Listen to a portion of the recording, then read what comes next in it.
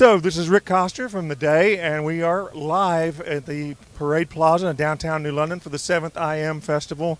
People are having a lot of fun. There's a lot of good and eclectic music. And just off the stage is Goodnight, Blue Moon, and this is Eric from the band. Eric, you didn't even have to put the water down because you're not fooling anybody. Yeah, it's bad. humid and nasty out. Gross. Was it fun? Oh, it was a blast, man. We had a good time. A little hot out there, but there's a nice little breeze. You know, you can see the water. Everybody's having a great time, so we loved it. It was awesome.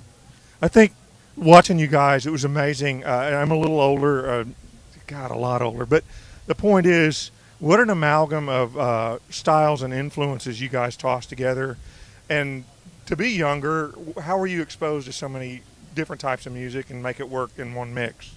So everybody comes from different backgrounds. We have classical strings. I'm actually a jazz musician, and my brother who plays trumpet, he's a jazz musician. The drummer's a jazz musician, and the mandolin player has a bluegrass background, and you know, we all come from different things, but we all love like Motown and classic hits like anything from Bob Dylan to Ricky Skaggs. So we just kind of put this all together and kind of happened naturally, just based on the instrumentation, and yeah, we've been having fun with it.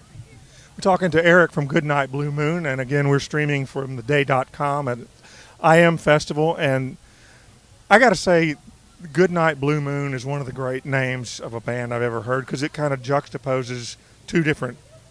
Well, tell me how you came up with it. All right, so there's three different methods of why this all came together.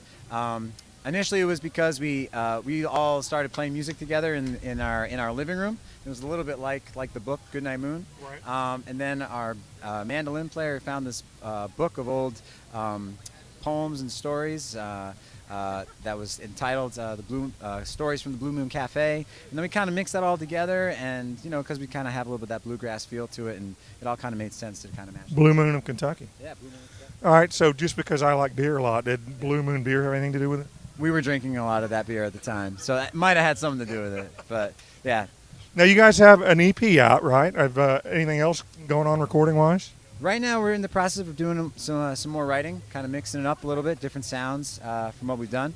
But yeah, we have 2 records out. We have our EP that came out in January, Right. and then we had another record, 2012, that's like a full-length record. So Is this full-time? when we can make it full time, yeah. We all do different things when we can. Everybody teaches or works and doing different things. So hitting the road is a little bit tricky here and there, but we play whenever we can. And the word is getting out. And if you go online and look at Goodnight, Blue Moon, you can see these guys are starting to reach people, and there's a reaction. Thank you so much for taking the time to talk with us. Yeah, we had a great time. Thanks again for the day. Look for Goodnight, Blue Moon. They're from New Haven, and enjoy them. I'm Rick Coster. We'll be back with more from the IM Festival. Here's Roz right now. Thanks, Eric.